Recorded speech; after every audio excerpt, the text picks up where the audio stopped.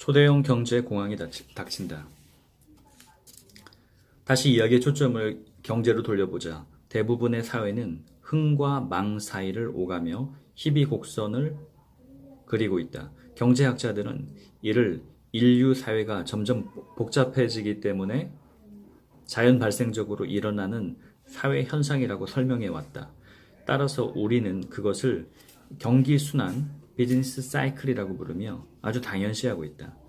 또 현재의 경제 시스템을 주제로 삼아 연구하는 너무나 많은 경제학자나 경영 전문인들이 있지만 그 누구도 자신 있게 미래를 점치지 못하는 실정이다.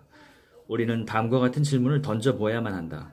과연 지금의 경제 시스템이 인간의 발달사를 통해 자연 발생적으로 생겨난 것인가? 아니면 해당 시대의 유리한 위치를 확보한 사람들 간의 세력 다툼으로 인해 기형적으로 발전해 온 것인가? 사회의 경제 문제를 생각할 때 이러한 기초 논리부터 제대로 이해하여야만 과거와 현재와 미래의 일을 직시할 수 있을 것이다.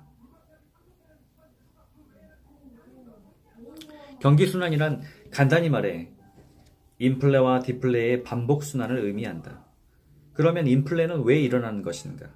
그리고 어째서 1929년 미국의 증시 폭락으로 유례없는 경제 대공황이 일어나 북미 대륙뿐만 아니라 거의 전세적으로 빈곤에 허덕일 수밖에 없었는가?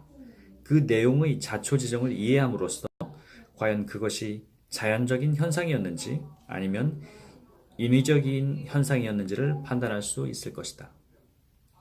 더욱 중요한 것은 몇몇 경제 전문가들이 과거의 대공황과는 비교도 안 될 정도의 무지막한 초대형 경제공황이 닥칠 것이라고 예언하고 있다는 사실이다.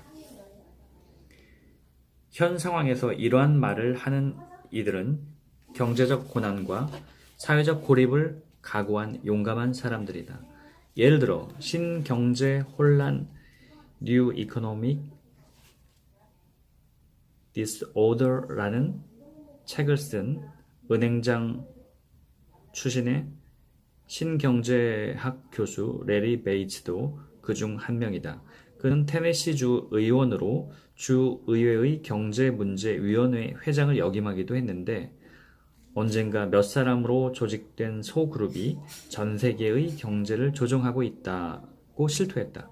또 대통령 후보로도 출마했던 변호사 찰스 콜린스는 이자의 이자도 갚을 수 없는 미국 정부가 원금을 갚는다는 것은 불가능하다고 선언했으며 경제학자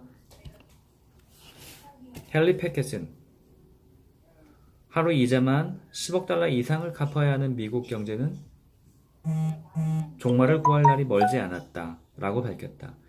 이외에도 꽤 많은 사람들이 미국뿐만 아니라 세계의 경제 조작에 대해 반기를 들고 나서고 있다.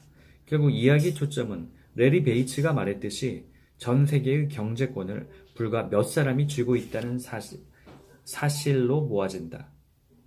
그들이 돈을 많이 풀어 모두가 흥청망청 즐기도록 하다가 다시 걷어들임으로써 반복적으로 공황을 조작하고 있으며 이들에게 농락당해 파멸한 사람들의 재산을 빼앗고 전쟁을 일삼는 양측에 돈을 대주며 막대한 이익을 벌어들이고 있는 것이다.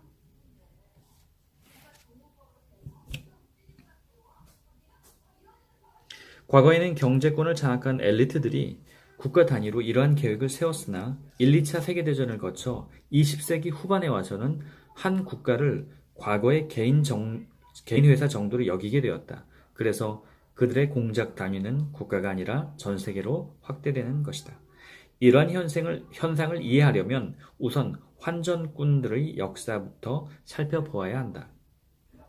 그래야 세계 경제의 역사가 발달한 배경과 이 책에서 소개할 많은 내용도 제대로 음미할 수가 있다.